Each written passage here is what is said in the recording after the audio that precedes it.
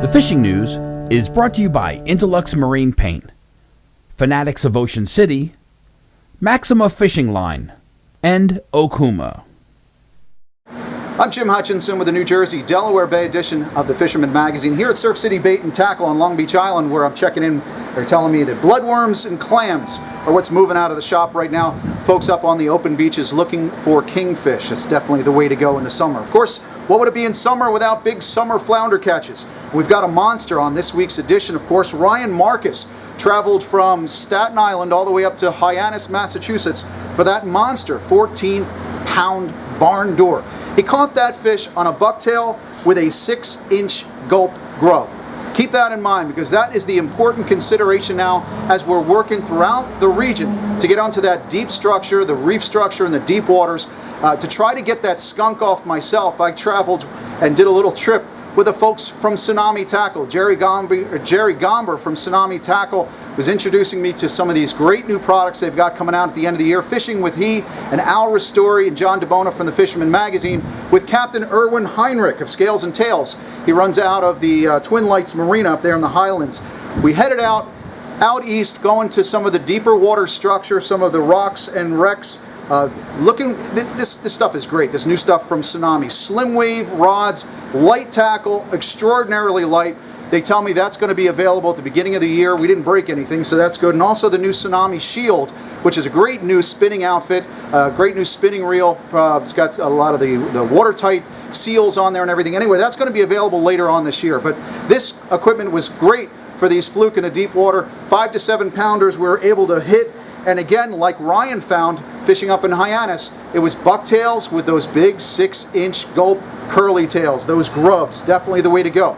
I would have you consider, though, also when you're catching those sea robins or you want to hook up with a couple of bluefish, the strip baits are working out just perfectly as well. So maybe somebody on board is trying the big Gulp baits, the 6-inch curly tails, put a strip bait down as well. And on your teaser, look for light bucktails, pink skirts, plenty of squid around as well, and put that Gulp on the top as well. We checked in with Captain Pete Sykes from the Parker Pete's. He had a certified doormat, a 10-pounder over the weekend. Took out Dan DeSaro for this big fish. They were bucktailing again, deep water, 74 to 100 feet off of Shark River. And Gary Adair checked in with me from Bass River. He and Sean McIntyre and Kirsten Holloway had 10 keepers over the weekend at Little Egg Reef. Finally, that reef site is turning on. You know, it's funny, the fly guys, you see the fly casters, when they catch that big fish, they hold that 5-weight rod between their teeth. Well, this is the way we do it down in the Tuckerton area. This is piney style. A good brace of fluke. Don't forget, when you're out there on that structure, you're going to lose a couple of bucktails along the way. What are you waiting for? It's the end of the season. You got to get down on that deep structure. That's also where you're going to find some of those jumbo black sea bass. We've got a 2-fish bag limit here in New Jersey through the end of this month. And we're finding out a couple of monsters as well. The Jamaica 2 checked in this week. They have had a couple of trips where some of their anglers have had 6.5 to 7-pound humpbacks. So get on the black sea bass before that season comes to a close at the end of the year, and at the end of the summer. It'll pick up again in October. It's not just the sea bass either. We've got some mahi that are inshore, in close. In fact, Michael Brennan was bucktailing off Cape May over the weekend, hooked up with this nice little mahi. Nice surprise while you're out fluke fishing. Another chicken was reported to us at Island Beach over the weekend. That was Nick DeLuca. The folks at Betty and Nick's checked in with us about that. And another mystery angler with this mahi that appears to be caught at the inlet at Manasquan Rocks. Great time of year for that summer variety. Hopefully you get an opportunity, whether it's the sheep's head or the triggerfish, or of course one of those mahi in close. Of course, Jason at Fisherman Supply also lets us know that the Spanish mackerel and the bonito were in close. And he had, over the weekend, reports of some of those Spanish macks and the bonita inside a mile from Manasquan Inlet, taking some of those Clark spoons. So get out there while you can.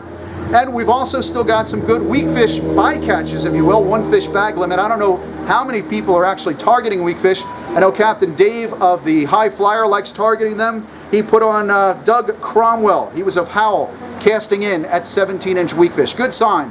More of these spike weakfish throughout the state of New Jersey. I bring up weakfish. There's one perennial weakfish hotspot in Atlantic City at the T-Jetty. They are building a new waterfront down along Absecon Inlet. Noel at One Stop Bait and Tackle tells me he's very concerned. Everybody's concerned about the possible loss of angler access down there. If you're concerned, check in with Noel at One Stop Bait and Tackle. He's starting a petition to try to save that access. Go down and see him. Definitely an important consideration. It's happening all around us. We've got to stay vigilant. Busy weekend down between Cape May and Ocean City, Maryland, and especially offshore. The Mid-Atlantic tournament's going on. That's one of the big daddies. And after the first couple of days of this contest, heard of a 230-pound big eye that was brought to scale, one of the money leaders at this point.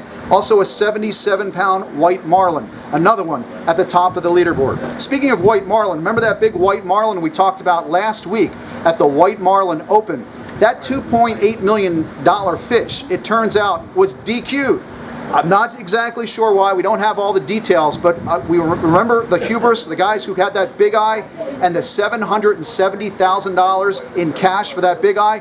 Turns out some of this $2.8 million may end up in the hubris pocketbook. Congratulations, guys. Also, congratulations goes out to Steve Russo, who won a star rod and reel combo over at thefisherman.com, the Fisherman's Facebook page, and our Instagram account. He took this beautiful shot of the beach at Montauk, won this contest. We're going to continue to do some more of these contests over at our Facebook page, so check in with us over there and keep an eye out, facebook.com/The Fisherman Magazine. More contests coming at Facebook. Also, keep an eye next week. Our September edition is coming out. That's our annual surf special all the time. This one is packed with everything that you need to get geared up for the fall run along the coast. And I know the folks here at Surf City Bait and Tackle are certainly looking forward to the arrival of striped bass and bluefish for the fall. So check in with us early and often over at thefisherman.com.